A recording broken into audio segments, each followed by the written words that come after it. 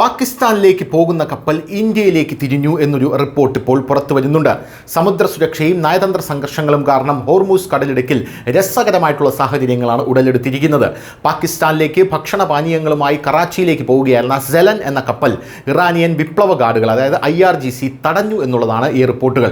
ഈ സംഭവത്തെ തുടർന്ന് പാകിസ്ഥാനും ഇറാനും തമ്മിലുള്ള ബന്ധത്തിലെ കയ്പ് വീണ്ടും ഉപരിതലത്തിലേക്ക് ഉയർന്നു വന്നു.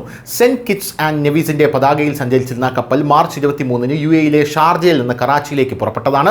എന്നാൽ ഹോർമൂസ് കടലിടുക്കിൽ പ്രവേശിച്ച ഉടനെ ഇറാനിയൻ നാവികസേന അതിനെ വളഞ്ഞു. കപ്പലിന് ഈ പ്രദേശത്തു കൂടി കടന്നുപോകാൻ മതിയായ അനുമതിയില്ലെന്നും ഇറാനിയൻ അധികൃതരുമായി ഏകോപിപ്പിക്കാതെ ഒരു കപ്പലിന് ഇവിടെ കടന്നുപോകാൻ കഴിയില്ലെന്നും ഇറാൻ അവകാശപ്പെടുന്നു. ഇറാന്റെ ഈ കർശന നടപടിക്ക് ശേഷം കപ്പൽ ഇപ്പോൾ പാകിസ്ഥാൻ വിട്ട് ഇന്ത്യയിലേക്ക് പോകാൻ തീരുമാനിച്ചു. വെസൽ ട്രാക്കിംഗ് ഡാറ്റ അനുസരിച്ച് സെലൻ ഇപ്പോൾ മുംബൈ തുറമുഖത്തേക്ക് നീങ്ങുകയാണ്. ഏപ്രിൽ 9 ഇന്ത്യൻ തീരത്തെത്താൻ സാധ്യതയുണ്ട്. പാകിസ്ഥാൻ ഇതിനകം ഗുരുതരമായ ഭക്ഷ്യപ്രതിസന്ധി നേരിടുന്ന സമയത്ത് ധാന്യം നിറച്ച ഒരു കപ്പൽ കറാച്ചിയിലെത്താൻ കഴിയാത്തത് ഇസ്ലാമാബാദിന് വലിയ സാമ്പത്തിക തിരിച്ചടിയായി കണക്കാക്കപ്പെടുന്നു. മറുവശത്ത് ഹോർമൂസ് കടലിടുക്കിൽ നിന്ന് ഇന്ത്യക്ക് സന്തോഷ വാർത്ത വരുന്നു. പാകിസ്ഥാനിലേക്ക് പോകുന്ന കപ്പലുകൾ തടഞ്ഞിട്ടിരിക്കുമ്പോൾ ഇന്ത്യയിലേക്ക് വരുന്ന കപ്പലുകൾക്ക് ഇറാൻ വഴി തുറന്നിട്ടിരിക്കുകയാണ് എന്നുള്ളതാണ് പ്രധാനപ്പെട്ട കാര്യം. സർക്കാർ വൃത്തങ്ങൾ പറയുന്നതനുസരിച്ച് ഇതുവരെ LPG നിറച്ച 8 കപ്പലുകൾ സുരക്ഷിതമായി ഇന്ത്യയിൽ എത്തിയിട്ടുണ്ട്. അടുത്ത 3-4 ദിവസത്തിനുള്ളിൽ 4 കപ്പലുകൾ കൂടി ഇന്ത്യയിൽ എത്തുമെന്ന് പ്രതീക്ഷിക്കുന്നു.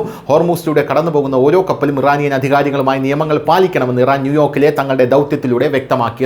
അതേസമയം ഇന്ത്യയുമായുള്ള ഇറാന്റെ ബന്ധത്തെക്കുറിച്ച് കൂടുതൽ പറയുകയാണെങ്കിൽ ഇന്ത്യക്ക് ഇന്ന് ഇറാൻ നന്ദി അറിയിച്ചിട്ടുണ്ട് എന്നുള്ളതാണ് പ്രധാനപ്പെട്ട കാര്യം. കാരണം ഈ യുദ്ധം നിർത്താൻ ഏറ്റവും അധികം പരിശ്രമിക്കുന്നത് ഇന്ത്യയാണ്. അതുകൊണ്ട് ഞങ്ങളുടെ സൗഹൃദ രാജ്യത്തിന് നന്ദി പറയുന്നു എന്നാണ് ഇറാൻ ഈ ദിവസം പറഞ്ഞിരിക്കുന്നത്. News desk news India Malayalam.